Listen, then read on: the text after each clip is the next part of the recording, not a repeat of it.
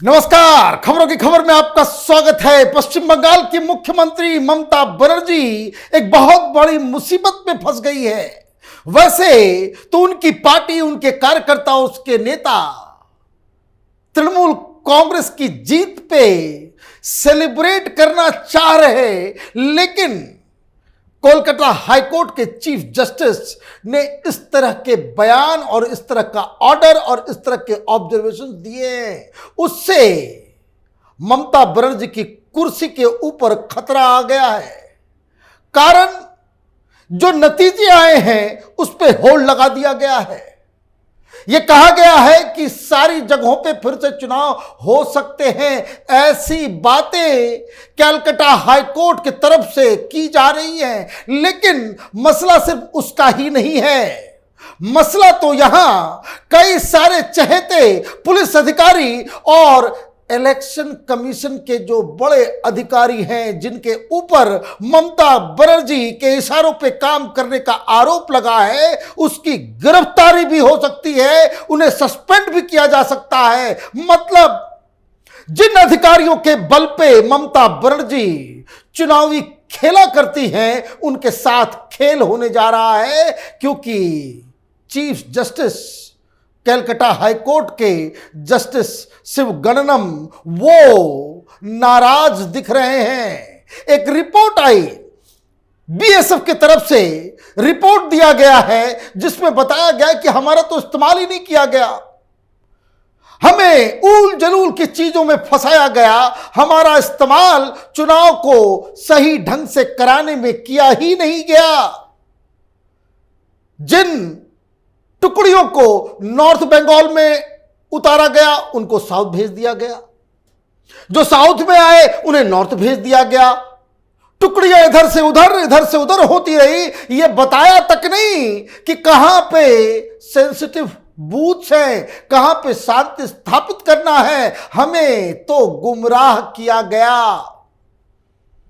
अब chief justice ये सारी बातें सुनकर इतने नाराज हुए कि कोर्टरूम में जो कल ऑर्डर आया और जिस तरह की बातें कही गई, जो अब सामने आ रही है, उससे तृणमूल कांग्रेस के अंदर हड़कंप मचा हुआ है। किस तरीके से डेमोक्रेसी के ऊपर बुलडोजर ममता बनर्जी ने चलाया, ये चीफ जस्टिस की जुबानी ही सुनिए। वो क्या कह रहे थे कोर्ट के अंदर। उन्होंने कहा, if whatever has been stated in the report proves to be true, then it is highly unbecoming of the commission. Our orders attain finality. The commission accepted our orders. But what is this? This is a grim situation. No traveling and boarding facilities provided.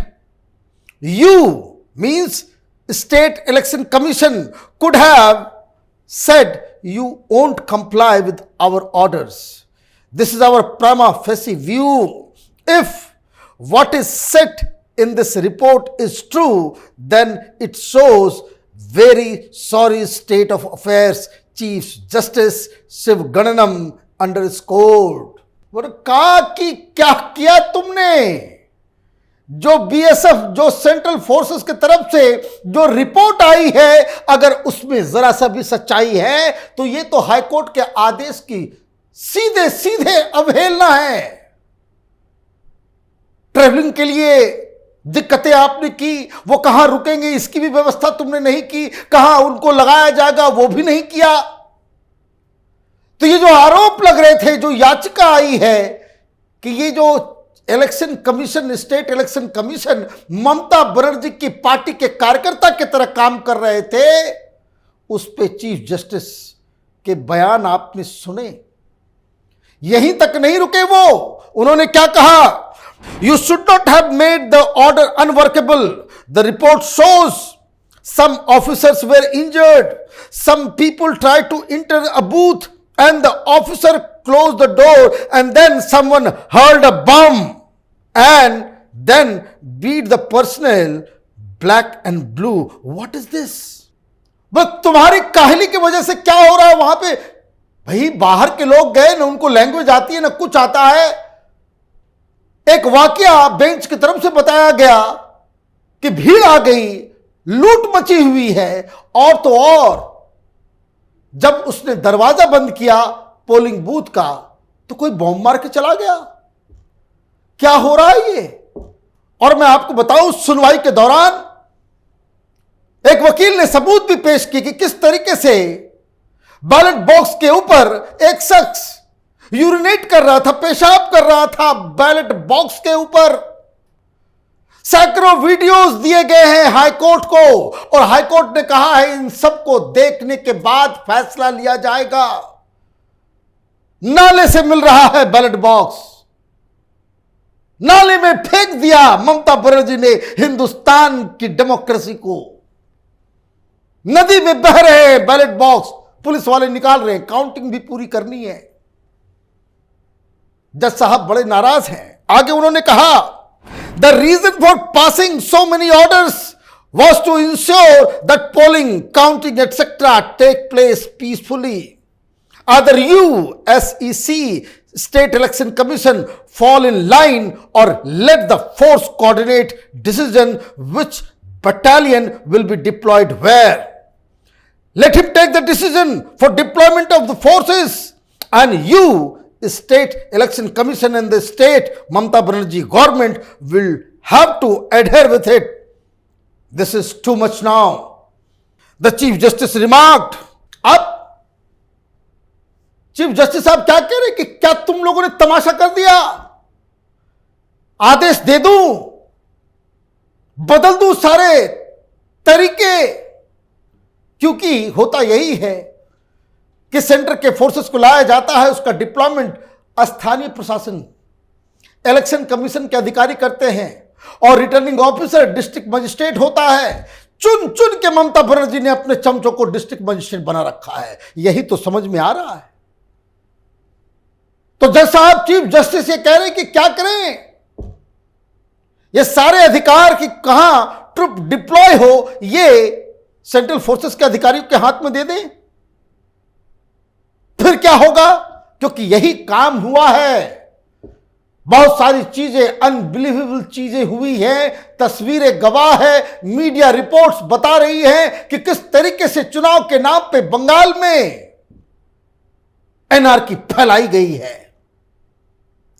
तो ये जो ममता बनर्जी देश में democracy बचाने के लिए आगे निकली हैं, ये कोई बातें, ये सारी बातें जो मैं आपको बता रहा हूं, ये कोई बीजेपी का आरोप नहीं है, ये कोई मीडिया नहीं बोल रहा, ये बयान है कलकत्ता हाईकोर्ट के चीफ जस्टिस का। कैसे बचेंगे? और इसलिए ममता बनर्जी को यह लग रहा है कि पता नहीं क्या हो, क्योंकि एक और फैसला, एक और बात चीफ जस्टिस ने कही जिससे ममता बनर्जी और टीएमसी के अंदर मातम फैला हुआ है। और वो बात यह है कि जज साहब ने कहा है, as observed in our series of orders, we are monitoring the entire process. We make it clear that whatever has happened thus far, like voting results, etc., is subject to the further orders this court will pass in the present petitions. We put to notice the elected candidates that their elections are subject to our further orders. The bench made it clear.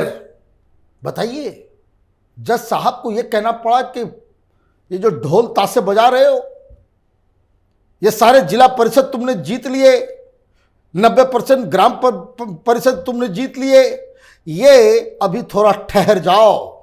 जितनी भी results जो अभी तक घोषणा की गई है, इसके ऊपर फैसला तब होगा जब हम फाइनल बताएंगे।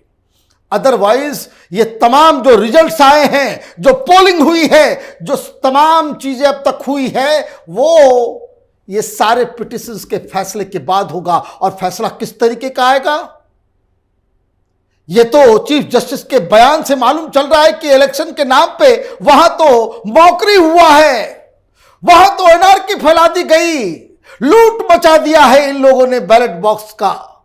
तो ये ममता बनर्जी के, बताइए, कहते खेला हो गए हैं? यही खेला हो बे। मैं बार बार कहता हूं, पश्चिम बंगाल गर्त में चला गया, नरक बन गया है। और ये राजनीति का ये गंदा वायरस जो बंगाल में व्याप्त है, भगवान भला करे कि ये जो वायरस है वो बंगाल के बाहर कहीं देश के अलग इलाकों में नहीं आए, तो देश चौपट हो जाए।